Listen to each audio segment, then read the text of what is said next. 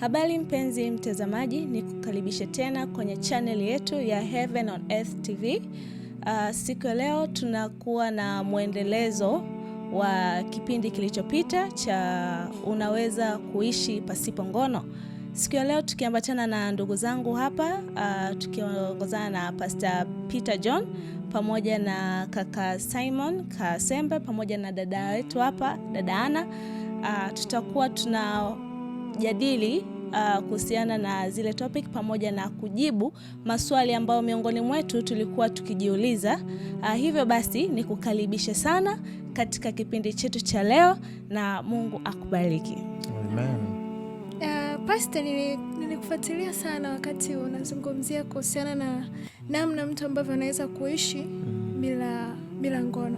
Nikawa najiuliza, kuna maswali niliona watu wanauliza, pia mimi nikawa najiuliza kwamba kwa mtu ambaye ameshafanya, yani ametenda dhambi ya uzinifu, je, huyo mtu anafanyaje ili kuweza kuepukana na kuendeleza kuishi kwenye ngono? Nafikiri kwanza ni swali zuri. Watu wengi wanafanya vitu kwa kutokuwa na taarifa sahihi, kwa sababu leo kwenye ulimwengu tunaoishi tuna source kubwa mbili za taarifa. Inaaminika kabisa kabla dhambi haijaingia duniani, taarifa ya kwanza ilitoka kwenye chanzo sahihi ambacho Mungu alisema miti yote kula usile. Hiyo ilikuwa ni taarifa sahihi. Kwa hiyo hata pale tunapoambiwa usizini ni taarifa sahihi, kwa sababu imetoka kwenye chanzo sahihi. Maana Mungu ndio mwanzilishi wa kila kitu. Kwa hiyo Mungu anaposema hiki usikifanye, yeye anafahamu na kujua zaidi yetu kwenye kile anachokikataza. Sisi tunachopaswa ni kukubaliana naye. Sasa wasomaji wa Biblia wanaamini ilikuja taarifa nyingine isiyokuwa sahihi. Ilikuwa inasema kula hautakufa. Kwa hiyo binadamu akawa na taarifa hizi. Binadamu wa kwanza alianza kuwa na taarifa sahihi, ndo ikaja isiyokuwa taarifa sahihi. Sasa since dhambi imeingia, sasa hivi duniani tuna mchanganyiko wa hizo taarifa. Bora mwenzetu mwanzo alikuwa na aina moja, lakini sasa hivi duniani hapa ukiingia hata Google kaandika why sin was permitted mfano, utakuta vyanzo ni vingi sana. Ukiandika Adamu alikuwa na wake wangapi, vyanzo ni vingi sana. Okay, katika hizi sources za information ambazo ni nyingi, which one is the right information? Ipi ambayo ni sahihi? Sasa wengi wetu leo duniani wamekuwa kwenye culture, tamaduni ambazo zinaamini ngono it's normal. Ni kitu cha kawaida, yeah. Hakina shida. Kwa hiyo tunakuwa hivyo. Ndio maana sasa hivi ukiwa binti maybe yuko chuo akaonekana hana mahusiano ya kingono, anaonekana mshamba, kwa sababu yuko kwenye culture inayoamini hivyo. Tuko kwenye tamaduni inayoamini hivyo. Sasa tuache mazoea ya tamaduni tulizo nazo, turudi, je, Mungu anatakaje? Sasa kama tulipokuwa tunajifunza kwenye ile somo lililopita, ina maana sasa tumepata taarifa sahihi. Sasa kama ulikuwa unafanya taarifa zisizo sahihi, ukapata taarifa sahihi, unachotakiwa kufanya ni kubadilika tu sasa. Kwa hiyo usibaki kwamba mimi nishaharibu, mimi sina opportunity. No, haukuharibu kwa sababu haukuwa na taarifa sahihi. Sasa umejua ukiwa na boyfriend wako na huwa mnananili. Kwa hiyo mnapaswa muwe na kikao sasa. Waambiani sasa, ndugu yangu, kuanzia leo hakuna hili zoezi mpaka tutakapooana. Na mnaweka hiyo commitment. Unafikiri inaweza ikawa ni rahisi kwa kijana, kwa mfano niko na mahusiano, labda tulishazoea kufanya hivyo, and then nakuja na taarifa sasa, niko na taarifa sahihi, namfuata yule kijana, namwambia ndugu yangu, mimi nina taarifa hii na hii. Unaonaje tukistopisha mpaka utakapoingia kwenye ndoa? Unahisi kwamba yule kijana anaweza kanielewa mimi mtoto wa kike, au yeye nikamwelewa mimi kama mtoto wa kike na tukaendelea na mahusiano yetu kama kawaida? Ana taarifa sahihi huwa hazimuhusu mtu mwingine, na nafikiri wengi wa watu wanakosea hapo. Aliyepata taarifa sahihi sio partner wako, ni wewe ndio aliyepata taarifa sahihi. Kwa hiyo anayetakiwa kubadilika kwanza ni wewe. Alafu ikitokea unaposhare taarifa sahihi kwa partner wako, yeye akaziona kwake sio sahihi, maana yake nyinyi wawili hamwezi kuendelea kuwa pamoja, kwa sababu mta contradict. Kwa hiyo taarifa sahihi haziendi wawili. Yaani usije ukaweka kwenye mindset yako kwamba Mungu anasema usiibe, nikiacha kuiba lazima na fulani aache, kwa sababu hatufanani understanding and decision. Kwa hiyo isitokee sasa ukaacha taarifa sahihi kwa ajili ya mtazamo wa partner, lakini tumia busara nzuri kukaa naye chini, mueleze kwa upana. Akikuelewa mkaenda pamoja, good and well. Asipokuelewa akakaa pembeni, you should thank God too. Mshukuru Mungu pia, start over, no problem, kwa sababu ukishakuwa upande wa Mungu, hata kama yeye atasema no but you are safe. Nafikiri hiyo itakuwa njia nzuri sana, na sisitize, nimewahi kusema kwenye clip moja wapo kwamba hakuna mabadiliko yasiyokuwa na gharama. Hayapo, na hakuna mabadiliko bila kuamua, na ukiamua uwe tayari kujinyima, sababu umeshazoea kufanya hicho kitu. Kuna wakati sio wewe unayetaka, mwili unataka. Huwa nawaambiaga watu, Adamu wakati anajaribiwa kula tunda alikuwa hana njaa, wala mwili ulikuwa usikii njaa, kwa alikuwa na uwezo mkubwa wa kushinda dhambi. Lakini hana hapo ulipo, kabla hujajaribiwa tu, ikifika saa 7 mwili wenyewe una njaa, yani shetani hajaja bado. Sasa kuna hiyo tunasema, unapofanya maamuzi maana yake unatumia akili kucontrol mifumo ya mwili na hautumii mwili kucontrol akili. Kwa hiyo hapo lazima ukubali kwenda against. Akili inasema hapana, tumbo linasema njaa, na chakula kilicho mbele hakiliwi. Then nani anafanya decision? Sio mwili. Mwili unakwambia tuoya njaa, lakini unaweza kusema okay ni njaa lakini hatuli. Sasa pale huwa kuna bato, kuna msuguano. Sasa hapo ndipo sehemu unapobidi usimamie maamuzi yako, kwa sababu pia huo msuguano huwa haui wa muda mrefu, unakuwa wa muda mfupi tu. Ukishafanikiwa kushinda, una mold another character. Asante. Nashukuru. Okay. Mimi naomba niulize swali kwako ambalo kimsingi limekuwa lina contradict watu wengi. Yaani unakuta kuna baadhi ya watu wanaamini kwamba unahitaji Mungu akuchagulie mwenzi, na kuna wengine wanasema kwamba wewe mwenyewe unachagua mwenzi. Sasa hizi concept zinakaaje, kwamba ni kweli Mungu anatuchagulia mwenzi au ni sisi wenyewe kwa hekima zetu tunachagua mwenzi? Na nikisoma Biblia kwenye kitabu cha Misali kama sikosei 19 mstari wa 14 nasema, nyumba na mali ni urithi apatao mtu kwa babaye, bali mke mwenye busara mtu upewa na Bwana.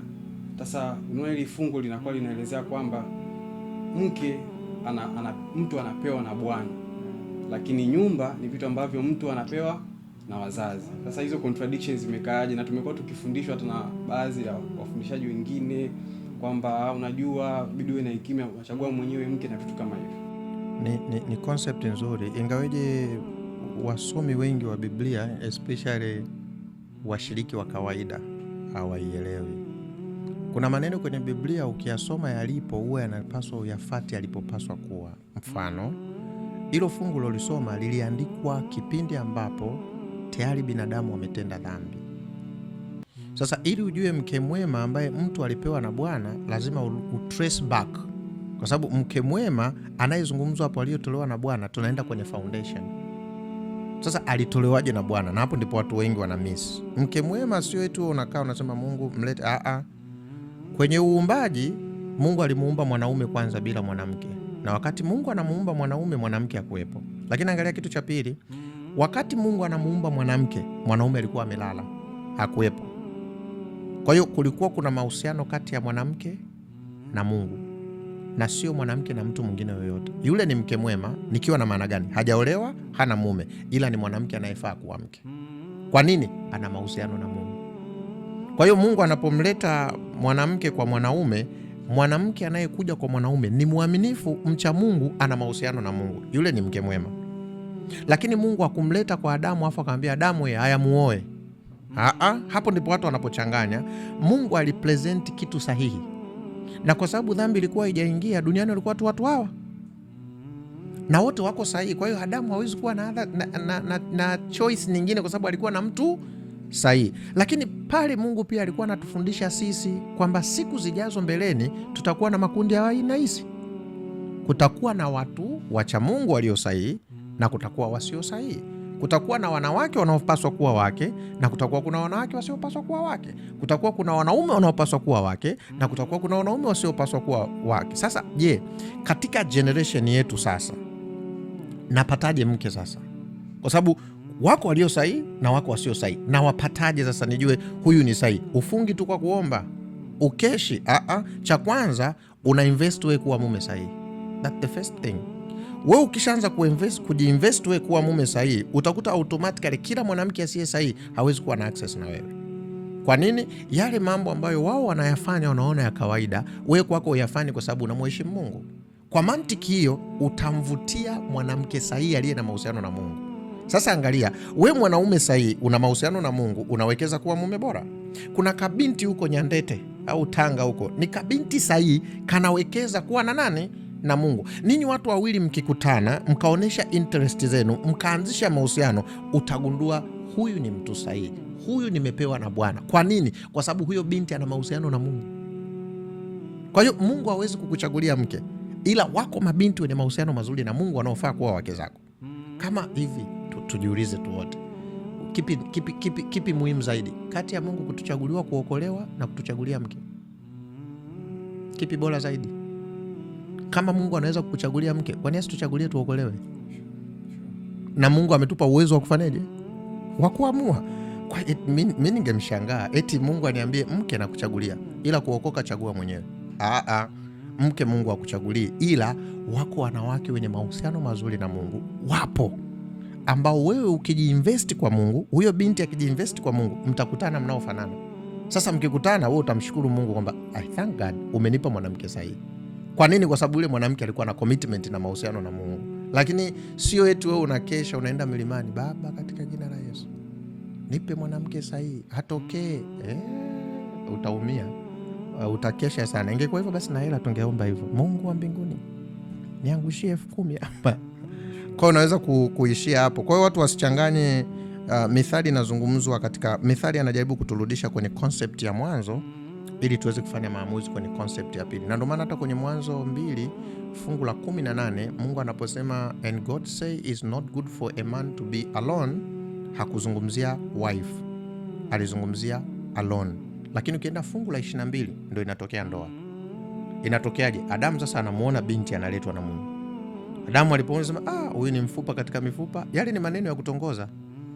Yaani zile ni swaga Adamu anazozitumia kwamba huyu ni mfupa katika mifupa yangu, hakuna kama. Kwa nini? Kwa sababu ni mwanamke aliyekuwa na Mungu, yuko sahihi, na Adamu hakuwa na other choice except one choice, maana alikuwa mwanamke mmoja tu kwa wakati huo. Kwa unaweza kujibu hivyo kwa watu wanaotufuatilia waliofuatilia kwenye somo lililopita. Unaweza kuishi bila ngono. Tumeona maswali yenu na nashukuru Mungu kwa ajili ya vijana ambao ni wawakilishi wenu ninyi kulingana na maswali mlionayo. Naamini ukiichukua hiyo concept tulioshare hapa itakusaidia. Mimi naomba Pastor nikuulize kwamba wakati wa uumbaji Mungu aliumba wale wanyama me na ke.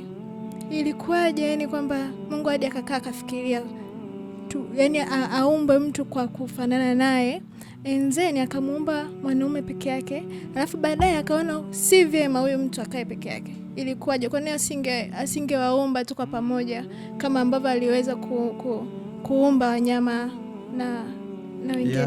Ni swali zuri Ana, zuri sana. Na niseme hivi, hiyo concept nayo ni very deep na kuna haja ya kuielewa katika engo sahihi. Nikiwa na maanisha nini?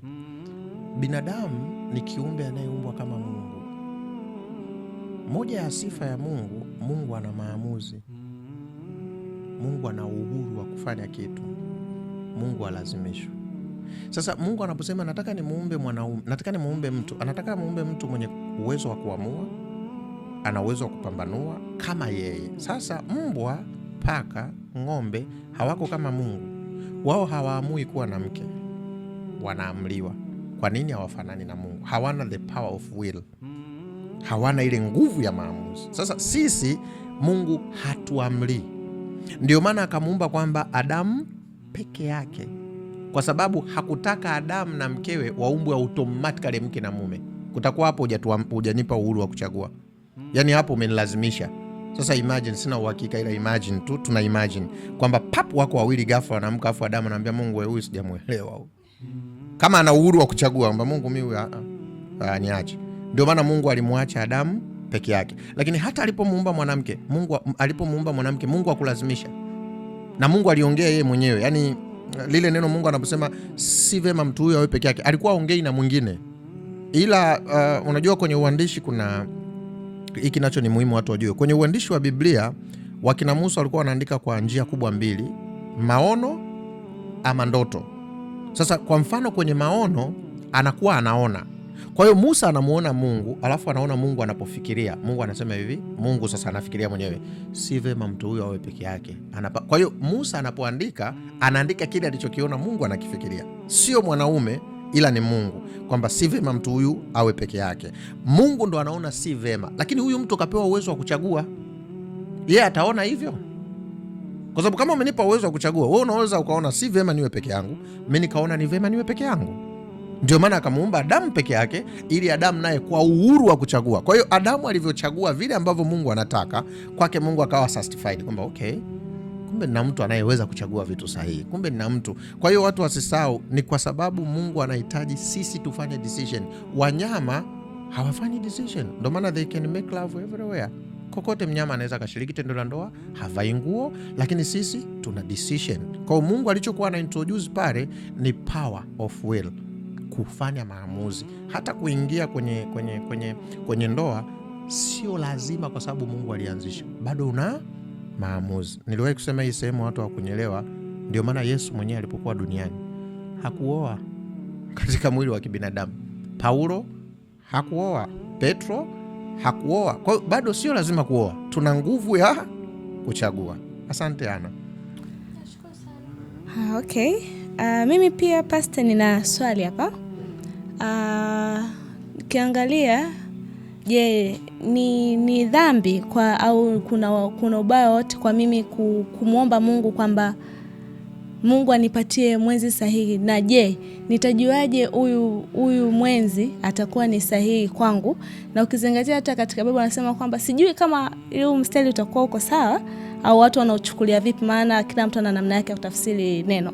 Wengine wanasema kwamba ombeni nanyi mtapewa. Yes. Sasa kuna wengine wanachukulia mstari kwamba okay, nisemee kwa perception yangu mimi kwamba okay, nahitaji mwenzi, na huyu mwenzi je, nitajuaje huyu mwenzi ni sahihi? Na je, nikimwomba Mungu kwamba nahitaji mwenzi sahihi, je, nitampata? Au ni vigezo gani ambavyo naweza nikavifanya au nikajua kwamba huyu mtu ni sahihi kwangu? Nianzie mbali Gladi. Binadamu tunaruhusiwa kumuhitaji Mungu atufanyie mambo. Sio kosa. Yaani mfano kijana mwingine akasema hivi, mimi najiwekeza nahitaji mke mwema, lakini Mungu, I trust you. Kile utakacho provide kwangu will be the best. That is not sin. Kwa sababu maamuzi yako umeyasalimisha kwake. That is not sin. Sio kosa. Mungu anaweza akafanya. Lakini problem iko hapa. Hivi unafahamu hadi mlevi anataka mke asiyekunywa? Paka muuni. Yaani mwanaume, especially sisi wanaume wauni hawataki mke asiye muuni. Hawataki mke ambaye ni muuni. Yaani yeye ni muuni, lakini Mungu, saidia nipate mwanamke aliyetulia. Sasa hebu turudi hapo. Kama Mungu anakuchagulia wewe ni muuni, unaambia Mungu nipe asiye muuni, ili Mungu akutendee haki, anapaswa akupe yupi? Kile unachokiomba au vile ulivyo? Kwa kumbe hatupati mke kwa kile unachokiomba, au mume unapata mke kwa vile ulivyo. Kwa sababu vile ulivyo ndivyo unavyovutia watu walio wa aina yako. Sasa watu wanachokikosea, wanafikiri kwamba yeye anaweza akawa mbea, alafu anaambia Mungu nipe mke asiye mbea. Ili Mungu awe na haki na akutendee haki, unaposema Mungu nipatie mwanamke mwaminifu, Mungu anakuangalia wewe ukoje. Kumbe mimi kama ningeomba kuwashauri vijana, ningewaambia hivi, usiombe kupata mke mwaminifu, usiombe kupata mume bora, ila kuwa wewe mtu wa namna hiyo. Invest wewe kuwa mume bora, invest wewe kuwa mwanamke bora, then Mungu sasa atakusaidia kupata yule unayefanana naye. Atakusaidia baada ya kufanya maamuzi yako. Asante Gladys. Mimi naona kwamba kwenye kitu kigumu maishani kuchagua mwenzi, kujua huyu ndio kwangu au la, kwa sababu yani nikiangalia tu scenario ambazo zilivyo, namna ya kupata mwenzi inakuwa ni changamoto kama hujamshirikisha Mungu. Alafu naweza nikamuuliza Simon, rafiki yetu Simon, yeye kama yeye hapo analichukuliaje namna ya kutafuta mwenzi ambaye anatamani kuwa naye kwenye maisha. Eti Simon, wewe unafanyagaje huko ili tuweze kujua, maana inaweza kuwa tunapambana tu hapa kumuuliza pastor, kumbe wewe una majibu. Binafsi tafuta mwenzi, ninaamini kabisa kwamba ninatakiwa ni invest zaidi kwangu. Yaani mimi ninachotakiwa nikifanye ni invest zaidi kuwa mtu bora mimi.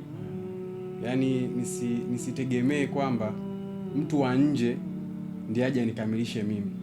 Na kumekuwa na concepts ambazo sidhani kama ni sahihi sana, kwamba mtu anategemea kwamba akifika kwenye ndoa ndipo atakutana na mtu sahihi. Yaani yule mtu ambaye atakutana naye kwenye ndoa ndiye atakayemkamilisha. Kwa maana yeye na changamoto zake. Nimeona clip moja mtu anasema mimi na changamoto labda za ulevi, lakini nikioa nitaacha ulevi. Au mimi na changamoto ya uzinzi, nikioa nitaacha uzinzi. Lakini si kweli. Ili niwe na vigezo au niwe niweze kufikia hatua ya kupata mwenzi wa maisha, ina depend na mimi mwenyewe sasa hivi na invest vipi kwangu. Kwa hiyo mimi mwenyewe nina invest zaidi kwangu kwa sasa hivi, kwamba mimi natakiwa niweje, mume bora anakuaje, anafanya 1 2 3. Kwa katika vile vitu ambavyo natakiwa nivifanye, nikivifanya vile vitu automatically Biblia inasema iko wazi kwamba Mungu atakupa kufanana naye. So kupitia zile characters ambazo nazionyesha mimi, itakuwa ni rahisi kwa mimi kupata mwenzi. Kwa hiyo ndicho kitu ambacho nakitumia. Kwa hiyo nishauri tu niendelee kubaki ndani, naomba kila siku, nafunga sana kwamba mwenzi atakuja tu, kwa sababu niko tayari nimeshajiandaa kumpokea. Kwa hiyo muda huo tu mimi niendelee kumkaribia Mungu. Au wakati tunatafuta sifa za kuwa mume au wakati tunatafuta sifa za kuwa mke, lazima pia uwe na hekima ya kumtafuta huyo mke. Yaani hauishii tu kuwa na sifa alafu ukatulia ukategemea Mungu atakuletea. Nabidi pia na wewe uwe na nafasi ya kutafuta huyo mke, lakini awe katika zile standards za Mungu. Labda nifanye kidogo duchu sana, niweke nisemaje, jaribu kutafuta concept nzuri ya kuisema. Nifanye addition kwamba kingine ambacho tunakosea, kuna watu wanafikiri kwamba yuko duniani ili aolewe. Kwa hiyo kutoka asubuhi mpaka jioni ana struggle na kuolewa na anakuwa stressful, na unakuta kabisa kuna wakati anachanganyikiwa kwa sababu hajaolewa, kwa sababu anafikiri yuko duniani kwa ajili ya kuolewa. Na wahanga wakubwa wanaoteseka na hilo ni wanawake. Yaani kuna mwanamke duniani akili yake inaamini kabisa maximum fulfillment ya maisha yake duniani ni kuolewa, na hiyo pressure anaipata kwa wazazi, anaipata kwa jamii, anaipata kwa rafiki aliyosoma nao, mpaka kanisani. Utakuta mchungaji wako ambe, bado tu ana mpaka leo, kulikoni, una nini? Kile kitu kinamfanya mtoto wa kike anaanza kuwa na kitu kinaitwa inferiority. Akishakuwa na inferiority anakosa confidence. Sasa angalia, kuingia kwenye ndoa kunamfanya anaharibu kila kitu kuhusu maisha yake. Wakati huyu mwanaume unayeolewa naye, muda unaokaa naye ni mchache sana kuliko muda unaokaa mwenyewe bila yeye. Mimi niko kwenye ndoa, ukikalculate muda naokaa na mke wangu kwa mwaka naweza sizidi masaa 20 kwa mwaka. Kwa sababu tuzungumzie tu kwamba asubuhi kazini, mimi kazini, mnarudi saa 2 nyumbani, mnakaa masaa haya, mnalala. Kwa hiyo kutwa nzima tuna masaa haya ya mke na mume kukaa pamoja. Okay, twende kwenye jambo lingine, kuimba kwaya, haizidi dakika 3. Haizidi dakika 3. Sasa kwa nini tunakuwa eager kufikiri kwamba ndoa it's everything? Kwa nini akili yako inaamini kwamba, na ndio maana unakuta kuna mtu from morning up to evening ana fight kuolewa. Samahani nimesema hivyo, mfano uliosema ana ni mzuri. Mtu yuko ndani Jumatano ya maombi ama anafunga siku 3. Unafungia nini? Mume. Na haamini kwamba ana uwezo wa kuendesha maisha bila mwanaume. Na hao especially ni wanawake. Kumbe binadamu wa kwanza mwanaume na mwanamke. Hivi unafahamu walipewa, kila mmoja alipewa mwenzie bila kutaka. Mwanamke hakuwahi kustruggle kupata mume. Ameumbwa zake huko, anakuja anatembea, Mungu anamuintroduce, bwana kuna mwamba hapa nilitangulia kumtengeneza, anaitwa Adamu. Adamu akamwangalia, huyu anaitwa Eva. Huyu mzee huyu ni mfupa katika mifupa yangu. Lakini sio kwamba iti Adamu alikuwa amekaa siku hiyo amewapa wanyama majina, alafu amekaa amesema kwenye mti kakaa cheza. Sasa Mungu sasa nitafutie alikuwa busy na shughuli zake. Adamu busy kabisa na shughuli zake. Mwanamke naye, I do trust, she was busy with God, yuko busy na Mungu. Kwa hiyo mimi ambacho nataka niseme kwenu na wanaotufuatilia kwamba usifikiri kazi yako wewe ni kuwekeza kuolewa ama kuwekeza kuoa. Mungu hakukuumba kwa ajili ya hiyo tu. Tena sisi tunaamini, kanisa la Adventista wa Sabato, katika mbingu mpya na nchi mpya hakuna ndoa. It's a temporary thing. Sasa kipindi unachopaswa uwe na mume ama mke ni kipindi ambacho you are not interested with. Nimewahi kusema tukiwa tunaongea na Myahudi siku moja, mwanaume amepewa vision, Mungu amempa maono. Mwanamke amekuja kumsaidia mwanaume, sio ngono, sio mke na mume. Ana hapo ulipo kuna mwanaume anaye very huge vision ambao bila wewe hawezi kuwa satisfied, hatotoboa. Na ukitaka kugundua huo mfano, sawa sisi wanaume tuna mbegu, mwanamke ana mfuko wa uzazi. Bila mwanamke na mwanaume mwenye mbegu, mtoto hazaliwi. Kwa hiyo vision ili itokee, hapo ulipo Simon, kuna kabinti somewhere Mungu amekaandaa kapo ambako bila hako wewe utoboi. Sasa sisi tunafikirigi tu kwamba mahusiano ni ile kwamba nakupenda, no one like you, let's go out. No, we have a very huge project ya kusudi ya Mungu aliyoweka ndani yako. Sasa hivi unachopaswa ufanye Simon, kufulfill kusudi na kuwa faithful kwa Mungu. Sasa angalia Mungu atakachokifanya. While you are faithful before God na unafulfill lile kusudi lake, ndipo Mungu anagundua, maana kusudi la mwanaume ni la Mungu, ndipo Mungu anagundua hapa bila Ana atoboi. Sasa Mungu anakuja kumwangalia huyo Ana mwenyewe yuko connected na mimi. Na ndio maana kuna wanaume tunacheleweshwa na wake zetu. Yaani wewe uko tayari qualified, lakini partner unaopaswa kusaidia she's not qualified. Na ndio maana kuna wakati nikiona binti anachelewa kuolewa analalamika. Usilalamike, omba. Unaweza kuta kuchelewa kwako ni kwa sababu yule anayepaswa ulioumbiwa yeye bado kuna fuse Mungu anakaza. Wewe unaweza ukasema Mungu anachelewa. No, unaweza kuta Mungu anakuangalia wewe uko tayari. Lakini akimwangalia Simon anasema ngoja kwanza hii tairi tubadili. Tutoe hii tairi tuweke nyingine. Wakati huo Mungu anapotoa tairi, unaweza kukuta Glad analalamika. Mungu, miaka inaenda. Mungu niletee. Why are you doing this for me? Hajui kuchelewa kwake kwa sababu take this one. Usije ukaiacha hii, msije mkaiacha hii. Mungu hayuko interested na ndoa yenu. Yuko interested na kusudi lake. Ndilo Mungu analofocus nalo.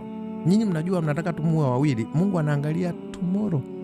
Mungu anaangalia anachokitaka kiwe satisfied kwenye ndoa yenu, sio tu ngono. Anataka project yake itimie. Kwa hiyo wakati nyinyi mnaangaliana nataka mwenzi, Mungu anaangalia, je, wako kwenye track sahihi ya kutimiza nilichowaumbia? Maana mimi ndio nahitaji wawe Mr. and Mrs. Je, wako watatimiza kile kitu? Sasa angalia sisi tulipokuwa watu ajabu, hatuombi kuhusu makusudi yetu, tunaomba kuhusu wenzi. Yaani sawa umesimamisha gari, unataka uende sehemu, unamuuliza dereva anaendesha gari, unaenda wapi? Dereva hata mimi sijui. Halafu na wewe unaombea kupanda ile gari ambalo linapokwenda na wewe ufanye nini?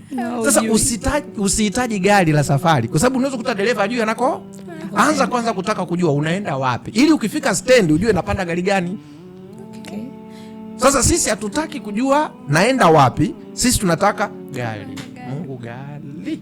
Sasa dereva akisimama naenda wapi? Twenzetu, ila hata mimi sijui. Na ndio maana kuna watu wengi sana wadogo zangu sasa hivi, heri wewe usiolewa kuliko walio kwenye ndoa.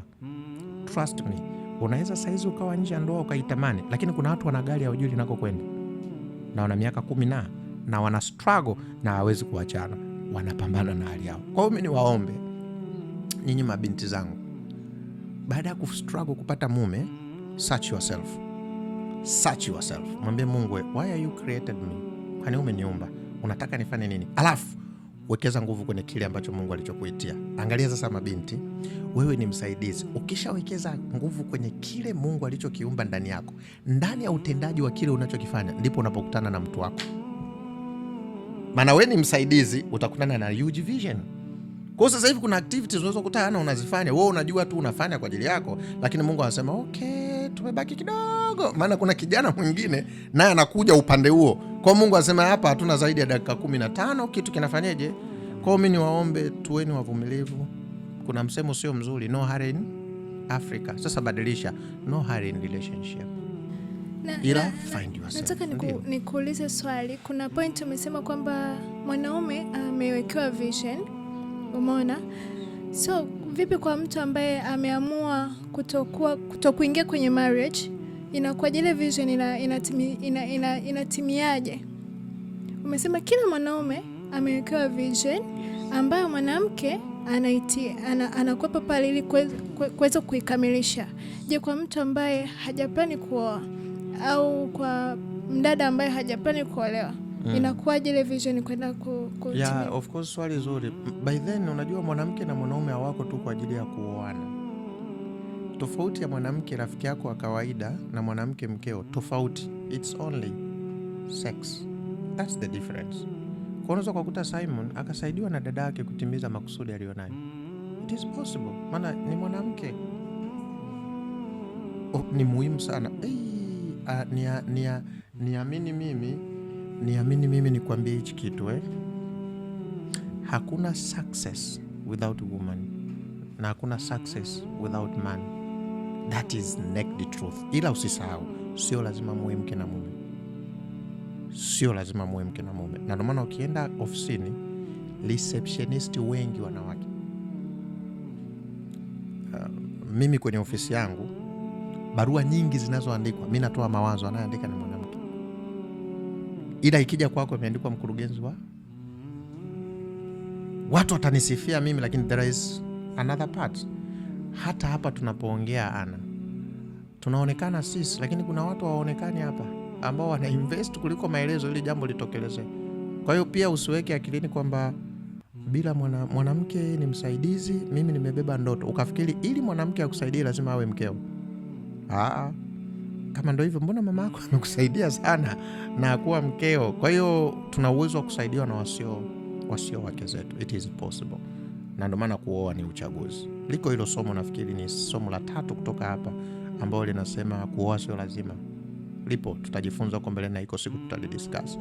Kwa hiyo mimi niishie tu kwa kusema kwamba tusifikiri kwamba labda. Pia swali lingine ana zuri ningekuwa pastor, sasa nakapataje aka katoto kama mama mkwe haka kalikobeba maono yangu haka na kaonea wapi mimi haka kadubwana haka mbona kananichelewesha? That was a very powerful question, kwamba nakapatia wapi?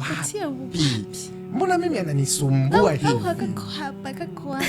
Na unajua kuna wakati una uwezo wa kuinteract na mumeo miaka mingi bila kujua kwamba ni mumeo. Serious? It's true. Very true. It is possible. Kwa sababu usikute Grady na Simon wana possible. You never know. Unajua kusudi la maisha yako ukianza kuliishi, lazima kuwe na watu wanaokusaidia kulifulfill. You never know between them. You never know. Wewe unaweza kusema kaka nisaidie hapa, kaka nisaidie hapa, kumbe kuna jambo. Hapo ndo katoto kama mama mkwe anasubiri jambo. Na ndio maana wadogo zangu, nafikiri liko somo mbele. Kila unapopata opportunity ya kuinteract na watu, reveal your real character. Ishi ile tabia yako halisi kwa watu wanaokuzunguka. Shida tulionayo huwa tunawachukulia poa kila watu tunaokutana nao, lakini hujui huyo unayekutana naye aweza kawa ndio future husband. Lakini angalia una interact naye vipi, una mipaka gani, unajiheshimuje, unaongeaje? Sababu unaweza kumchukulia brother, lakini yeye yuko hapo anaangalia zaidi ya hilo. Unaweza kukuta mnavyo interact na gundua kwamba huyu sio. Na ndio maana kuwa real ni kuzuri sana, na kurespect yoyote ni kuzuri sana, kwa sababu you never know. Yule unayemchukulia poa sasa hivi unaweza kumdharau, kesho ndo akaja kuwa mtu wa thamani. Mimi najichukuliaga mfano moja ya action mbaya sana wakati nakutana na niliyemuoa. Kwetu tulikuwa maskini sana. Nakumbuka siku moja nilikuwa natembea kwa miguu mbali mrefu niende stendi nipande gari kuja chuo, ambayo mimi nimemuoa, yeye alikuwa ndo ameshuka stendi. Sandro zangu nilizovaa zilikuwa zimekatika. Yule afu daftari nilikuwa nimeshika la kwenda shule, nimeshika daftari na nasoma hapo University of Dar es Salaam. Yule binti aliponiona, tulikuwa tunasali naye, akaniita Akaniambia pole kapita, unaenda wapi? Nikamwambia chuo. Okay, hebu twende mara moja. Tukaenda naye kwa fundi, akaniambia vua viatu vyako, mwachie fundi akushonee. Nikavaa ndara za fundi, unajua kama fundi kuna kuaga na ndara. Tukatoka na ndara, akaenda kununulia ile mifuko ya plastiki kama unakumbuka ile unaweka vitu vyako unafunga. Akaenda akanunulia, akamwambia unaonaje ukiweka huko? Nikaweka, nikafunga. Akamwambia now you are off to go. She was doing, I'm sure she was not even interested with me. Okay. But the way she was, yani vile ndivyo yeye alivyo. Haikuwa tu mimi, means hata angekutana na mtu mwingine angemfanyia hivyo, kwa sababu hivyo ndivyo yeye alivyo. Hafanyi hivyo ili aolewe. Sasa hivi kuna wadada anaweza akakufanyia mambo hayo pindi anapoona nisije nikamkosa huyu, lakini kumbe sio karakta yake. Kwa sababu nasema ilikuwa karakta yake kwa sababu wa kwanza sikuwa mimi tu. Kuna siku tuko kanisani tunaongea na kijana mmoja, I was shocked jinsi alivyomfanyia.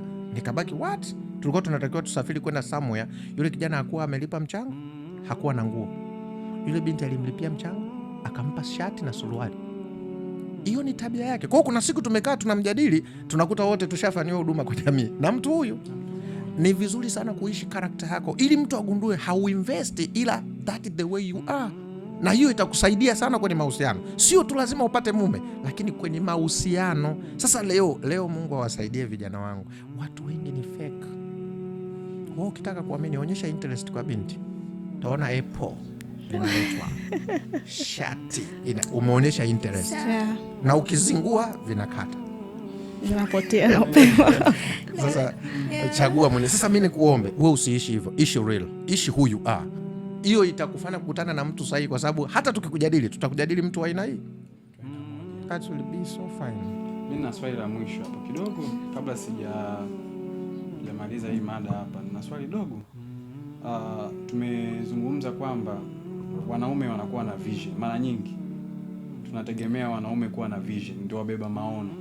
Lakini wanawake, mimi nasema mume ndio mbeba vision, lakini mke ndiye ana support ile vision. Sasa inawezekana mwanamke akasimama na vision yake yeye mwenyewe, yani akasimama na maono yake, akataka kuaccomplish maono yake, kwa maana akataka kufanya vitu mwenyewe, labda sasa hataki kuolewa, akatamani kuishi maisha hayo, akawa na vision yake. Hiyo kitu imekaaje? Kwanza kwa wanawake, kwa mke na mume waliokuwa kwenye ndoa, ni mshauri mwanamke asilete vision zake, atotoboa ndoa itakufa. Okay. Tarudi asilete vision yake, ndoa itafanyaje? Itakufa. Yani huo ni ukweli.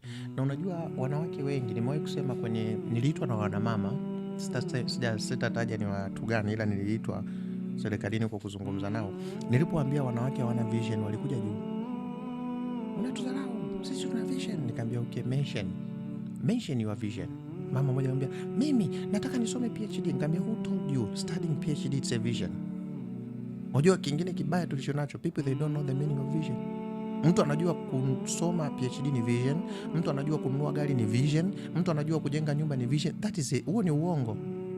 Hiyo ni success from wishing, is not vision. Vision it's something from God himself. That is vision. Kile ambacho Mungu ndo amekuumbia kufanya duniani, hiyo ndio vision. Sasa ili uelewe kwamba mwanamke hana vision, rudi kwenye Biblia. Wakati mwanaume anaambiwa utakaa kwenye bustani ya Eden, mwanamke alikuwepo? Hakuwepo. Wakati anaambiwa alime, kwa hiyo majukumu yote anapewa mwanaume, mwanamke Hakupewa. Unajua mwanamke anapoumbwa agizo gani alipewa? Kusaidia. Mwanamke alipewa kuwa msaidizi. Na hakuambiwa yeye, and God say, Mungu ndo alisema tumfanye mtu kwa mfano wake. Mungu akasema Adamu yuko peke yake, tutamfanyia nani? Mwanamke aliambiwa wapi kwamba atakuwa msaidizi? Kwa hiyo Mungu anaposema na tumfanye msaidizi, mwanamke kaumbwa automatically msaidizi. Sijui kama umeelewa hiyo point yangu. Yaani mwanamke ajifunze kuwa msaidizi. Yaani sawa sawa Mungu aseme hivi, nimeshatengeneza kichwa cha trekta, sasa na tutengeneze behewa. Kwa hiyo behewa halijifunzi kuwa behewa. Automatically Limeumbwa behewa. Okay. Kwa hiyo hiki kitu ni naturally. Sio kitu ambacho sasa wengi leo tuna contradict, kwa sababu people they think kwamba no that is tumeumbwa hivyo. Samanini wadogo zangu, ndio maana tuna umbile ke, tuna umbile me. Tuna mwenye maziwa makubwa ya kunyonyesha mtoto, tuna ambao hana. Hakuna aliyekaa ka negotiate na Mungu. Mwanamke kaumbwa kuwa msaidizi, sio ameumbwa ili awe msaidizi. Kaumbwa kuwa hivyo. Na ndio maana nimetoa huo mfano sawa sawa na treni. Treni si lina kichwa na mabewa. Sasa Mungu anasema sasa natengeneza kichwa cha treni, lakini kichwa kinabeba abiria. Sasa pointi nyingine ya muhimu ya kuondoka nayo ni utofauti wa kuwa msaidizi na mwenye vision. Kwa ajili ya dhambi sisi tunachukua ni madaraja. Yani dhambi inatufanya sisi tunaona mwenye vision ni top. Mimi ndio top. Hiyo ni dhambi. Sasa mfano ni huu, treni limetengenezwa lina kichwa. Kichwa kinabeba abiria, lakini behewa. Kwa hiyo utofauti wetu sio udhaifu. Utofauti wetu ni kulingana na kusudi Mungu aliweka ndani yetu. Kusudi la kichwa ni kuvuta tela. Kusudi la tela ni kubeba abiria. Kwa hiyo kila mmoja amheshimu mwenzie. Exactly. Kwa hiyo kuwa msaidizi haina maana huyu mwanamke sasa ni wa kudharauliwa. No, kuwa msaidizi sio wewe mwanaume ndio unampangia. Wewe mwanaume umeumbwa kuwa kichwa cha treni. Ulichagua kuwa treni? Ulichagua kuwa kichwa cha treni? Hukuchagua. Kwa hiyo uwezi ukageuka ukamwambia bewa unajipachika au unajipachiki.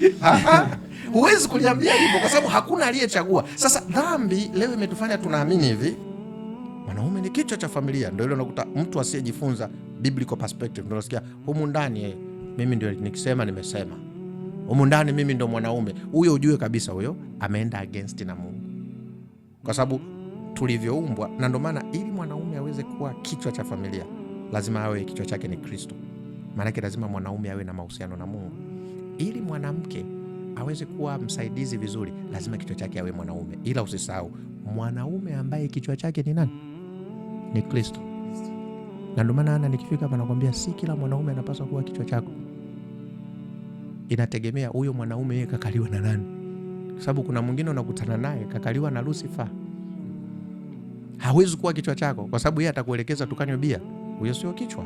Atakuelekeza twende disco. Huyo sio kichwa. Lazima ukutane na mwanaume. Na ndio maana nikifikaga hapa najua ili litaleta maswali pia.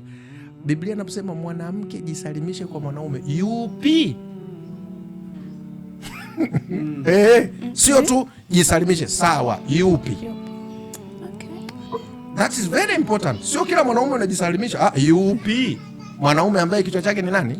Ni Kristo. Huyo ndo najisalimisha kwake. Nikikutana na ambaye kichwa chake sio Kristo, ina maana najisalimisha kwa shetani. Sijisalimishi kwa nani? Na ukishajisalimisha kwa shetani unapoteza kusudi la Mungu, unaanza kuishi kinyume na. Kwa hiyo ule msemo watu wanasema kwamba wadada wanachagua, kumbe hawachagui ila wanaangalia kichwa. Kwanza kwenye lipo somo lake mbele tutajifunza siku moja. Wanawake pia hawajaumbwa kupenda. Of course, mwanamke ana respond. Yani mwanamke anajifunza. Yani what you give her anakurudisha. Na ndio maana Simon, sisi wanaume hawezi kuwa mwanamke ambaye hana karakta zako. Ila mwanamke anaweza kuolewa na mwanaume ambaye hana karakta zake. Na akawa mke mzuri kabisa. Unaweza kukuta hana karakta zako na maanisha. Of course na tabia kama za kwako. Of course nimekosea neno character kwa tafsiri ya neno. Nizungumzie labda ana hii ni mrefu. Unakuta sema nipate kakaka ambapo kamenizidi nini? Urefu. Ili nikilia niegemee wapi? Kifuani. Afu kashangana kaolewa na mkaka ambaye akitaka kumbusu lazima achukue kistori.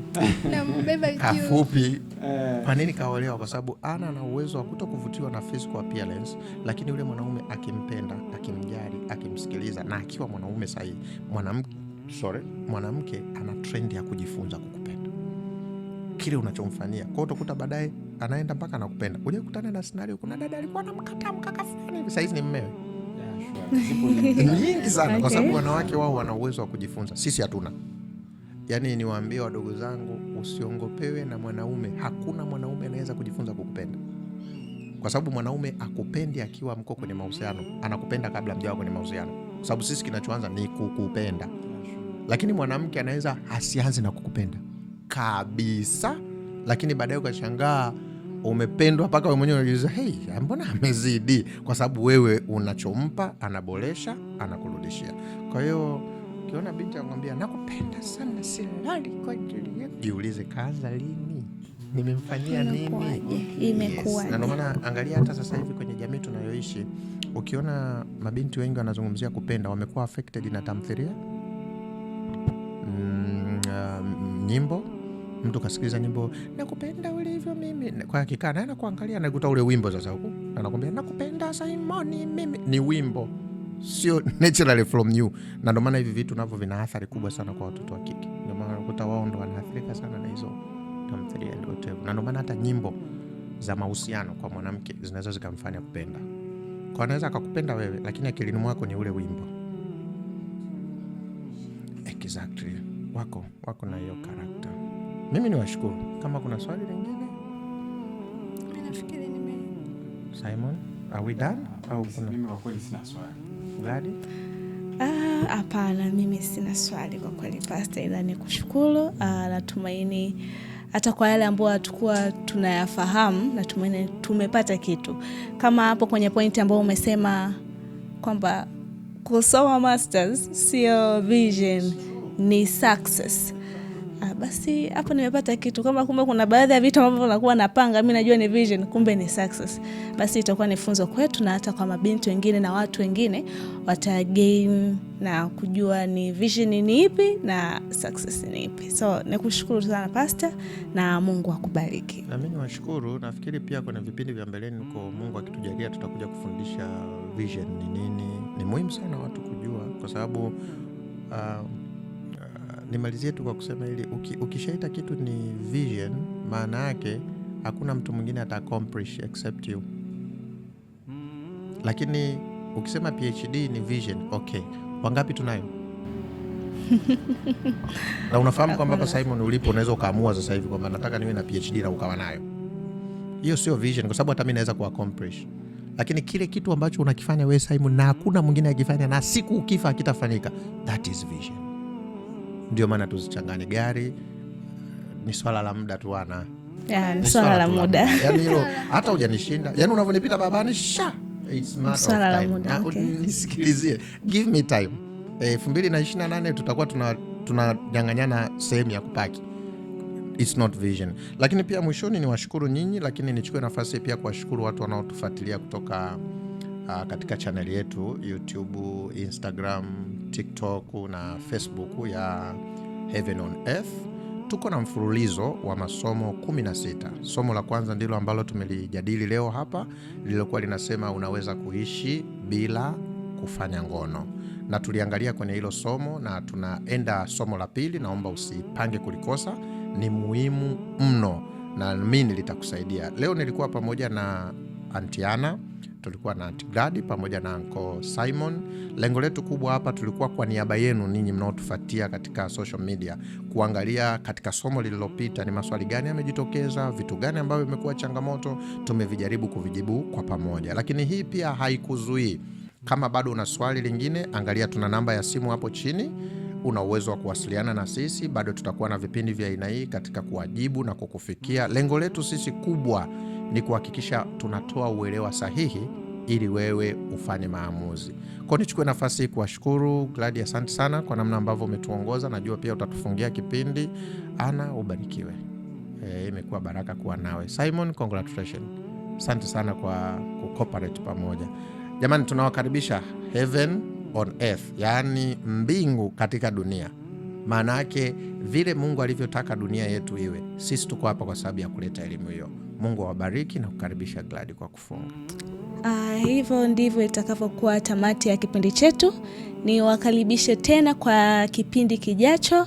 Natumaini kwa ambao mtakuwa mna maswali tutaweza kuyajibu tukiwa pamoja na pastor wetu hapa, na Mungu awabariki sana. Msisahau kuuliza maswali, na kama kutakuwa na changamoto yoyote mnaweza kuwasiliana nasi kupitia namba hapo chini, na Mungu awabariki.